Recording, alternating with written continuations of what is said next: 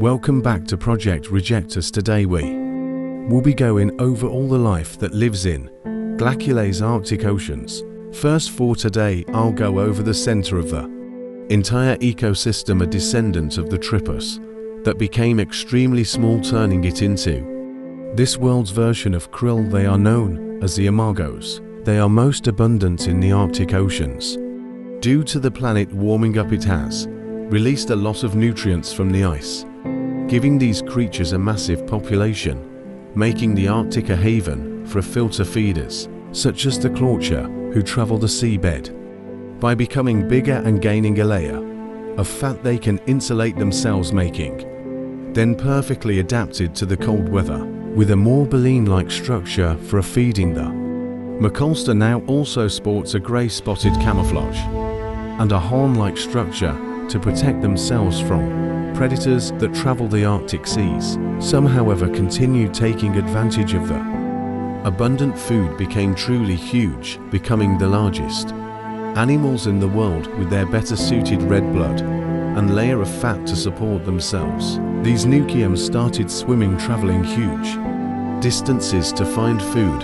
Their shells became reduced, traveling alone. These giants, once fully grown, have no predators, being able to kill anything with just one blow with their horn. These weren't the only filter feeders, as from the Maltises came some, while not as big, ranging from a fish to a beluga whale size. They are much faster, using their wide, open sucker mouth to eat all in their path. The acris is a personal favorite of mine. Travels the seas with an open mouth in a way similar to basking sharks of Earth. It is deceptively fast and intelligent, as they're the first to form herds for protection. But let's go into the predators. One was descended from the trelos. Their mouths worked as one to crush any shells that came into its mouth, along with any small fish that it could catch. With white hairs, the capstro with bigger fins, they can quickly catch their prey or revert back to their parasitic lifestyle by quickly biting a bigger animal. They also have a sort of whisker structure, using it to detect things. But the apex predator that hunts these Arctic giants is the king of the north, descended from the Maratoris. The Rextrinalis, also called king of the north, became adapted to hunting giant animals. Solely they gained more appropriate camouflage for the Arctic seas. They were also much faster, with bigger fins made for speed to catch up to other animals.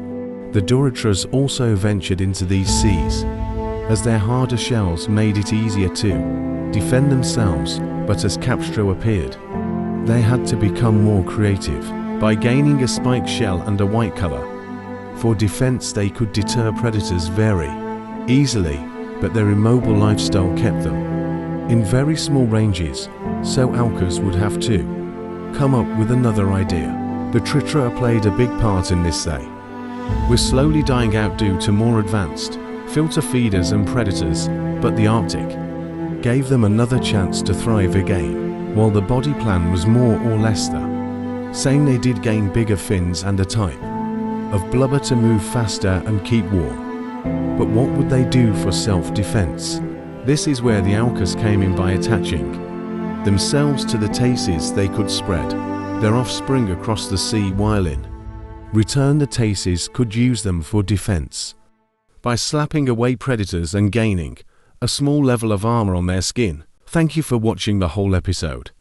I will see you all next time on our final season episode about the fresh waters. If you want to help out, Discord is always in the comments and description below.